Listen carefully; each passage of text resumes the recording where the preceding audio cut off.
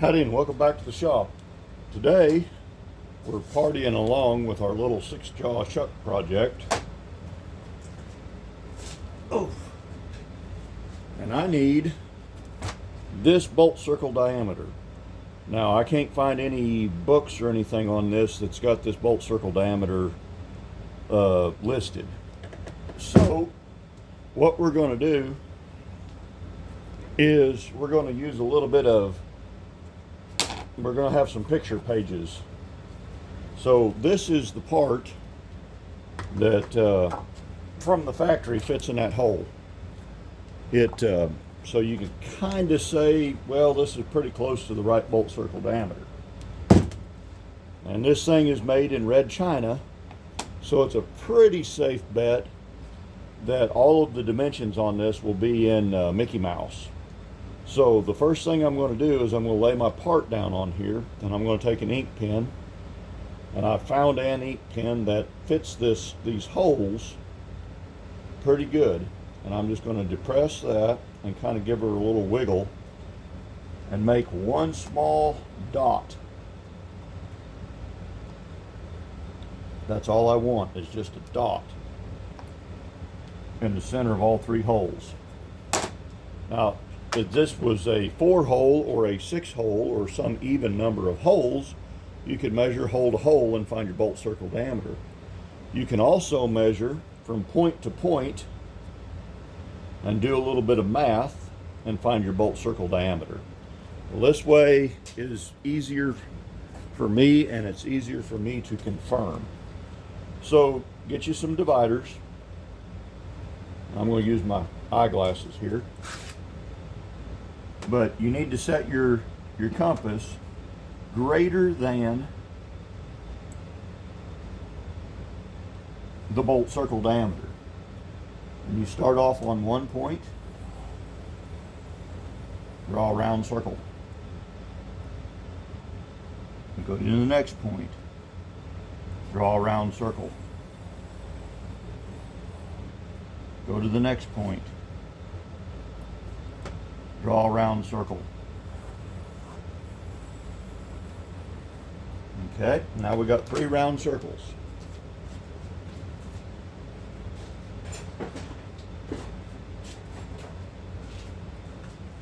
Now we're going to take us a ruler, and we're going to take our precision flat stones, since we're doing precision work, and we're going to go over our ruler with our precision flat stones and stone off anything on the ruler before we get started real good here, because we're doing precision work. We need to use our precision flat stones.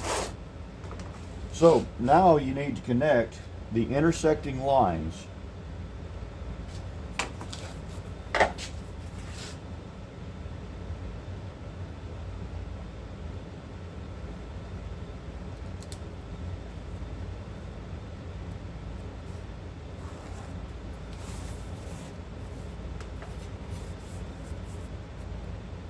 Or intersecting arcs, I should say.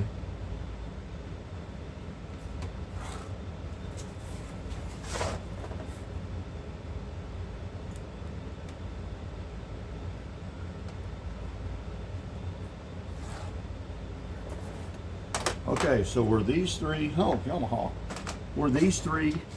lines intersect, that is pretty close to our center.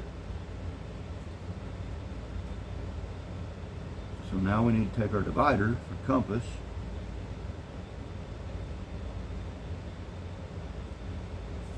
and we're going to make sure that we're in the center, and we are. Now we're going to draw us another circle. There we go. Now we can take our original part, and we can drop her down on here, and we can stick our head in the shot of the camera. And yep, we can confirm that looks pretty close to the center. Now we can take our cowl lickers, and we can go across, get us a measurement,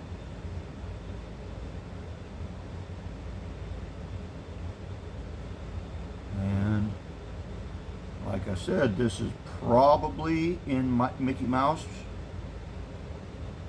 So I'm going to say that that is 59 Mike Mikes.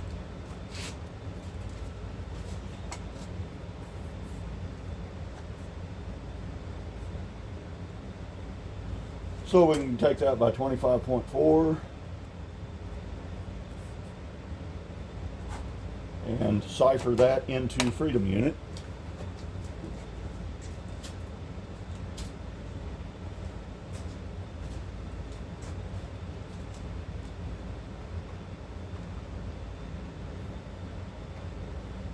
Oh, nope, duh, went backwards, didn't I?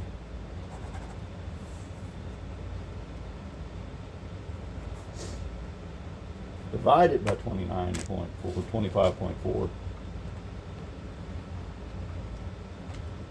Okay, 2.32 inches, 322, 2.323, let's round that up, 323 inches. So there's our diameter for that bolt circle. There we go, easy peasy Japanesey, and that is real easy when you're dealing with smaller stuff, because I've found that when you're dealing with stuff under 10 inches or under, well, actually probably under about 3 inches, it's really easy when you're measuring with the caterpillars. You're getting in here and you're trying to measure, you know, outside, and then you measure the diameter, and you subtract one diameter from outside to outside, and that gives you your on center distance in here. It's real easy on this small stuff to get off just a hair, and then when you do all your calculations, your tolerance stack up on your calculations ends up costing you something in the end. So to me, on especially small stuff, it is a whole lot more accurate, and that's why you stone your rule first, is to get precision. It's just a whole lot easier to get it a precise measurement. You know, you got to remember that measurement is the enemy of precision. So the only measurement that we did on this was we just measured that diameter. If we were going to do this by measuring and finding the center distance, we would have to measure the outside to outside, the inside to inside, subtract the 2 to find our diameter, so that's 2 measurements. Or we could do the other way, we could measure outside to outside, subtract 1 diameter of the hole, that would be still 2 measurements, and then we're going to do math on top of that. So, you know, that's 2 measurements and a calculation with rounding errors.